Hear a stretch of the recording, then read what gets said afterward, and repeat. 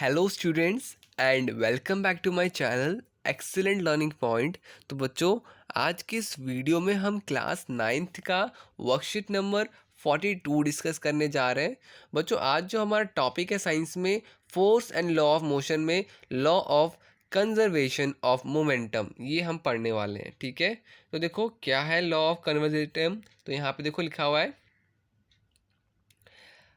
यहाँ पर law of conservation of momentum, which is based on Newton's third law of motion.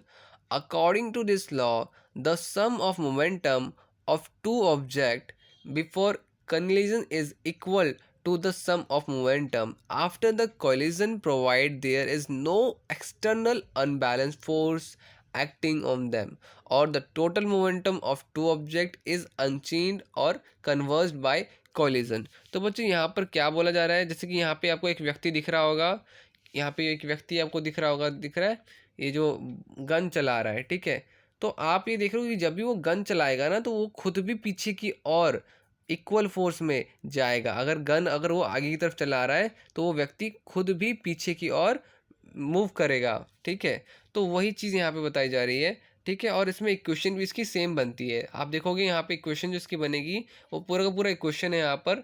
ठीक है, equation for law of conservation of momentum. तो यहाँ पे देखो पूरी चीज़ें, यहाँ पे पूरा इक्वेशन दे रखा है, ये आप एक बारी बच्चों देख लेना।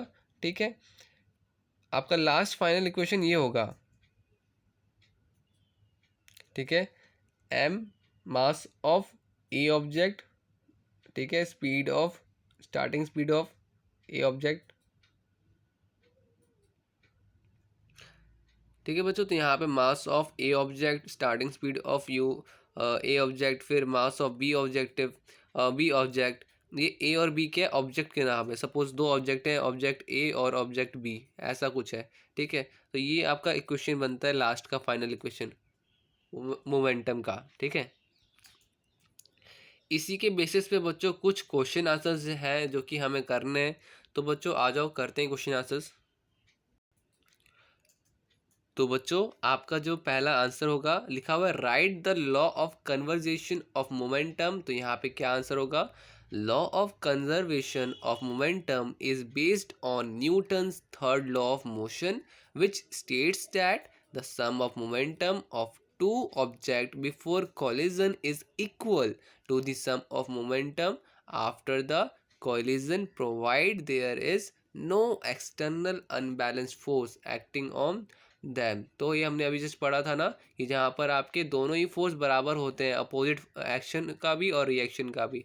तो वो हमने कर लिया। अब आते हैं बच्चों सेकंड क्वेश्चन में।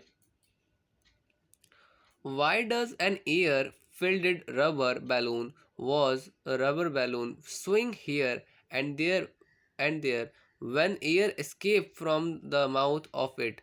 ठीक है, अब यहाँ पे क्या बोला जा रहा है बच्चों, कि यहाँ पर जो एयर बबल है हमारे पास क्वेश्चन का, कि वो क्यों स्विंग करता है। ठीक है, तो यहाँ पर क्या आंसर होगा इसका? According to third law of motion, the two object exert force equal and opposite sides of each other. That is why when the air come out, it also pushes the balloon backward। तो देखो क्या बोला जा रहा है, question में क्या है कि देखो, ऐसे आपने क्या किया, बैलून में ना, इस बैलून में हवा भरी। ठीक है, ये जो बैलून था यहाँ से आपने हवा भरी। रुक जाओ, मैं थोड़ा सा सही से बना देता हूँ। ये बैलून आपका ऐसे करे, जो भी है आपका एक बैलून है सपोज। ठीक है, अब यहाँ पे सपोज इसको मैं बच्चों फोड़ दूंगा। अगर फोड़ूंगा तो आप देखोगे कि हवा यहाँ से आगे की तरफ जा रही है, बट बैलून भी पीछे की तरफ मूव डाउन होता है कि नहीं होता है?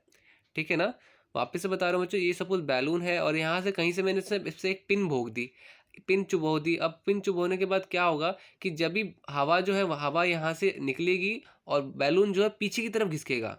ठीक है, तो ये किसकी वजह से होता है बच्चों? तो ये आपके थर्ड लॉ ऑफ मोशन की है यहाँ पर, थर्ड लॉ ऑफ मोशन लगता है यहाँ पर मोमेंटम का। ठीक है, तो जैसे जैसे हवा निकलेगी बैलून से, आगे की तरफ हवा जाएगी, पीछे की तरफ गुब्बारा। ठीक है, फिर बच्चों थर्ड क्वेश्चन है आपका। थर्ड क्वेश्चन क्या है? Why a rocket moves in forward direction of ignition. बच्चे रॉकेट आगे की तरफ क्यों होता है? तो यहाँ पे भी बच्चों इसका आंसर है, when an object such as a rocket, it is rest then the forces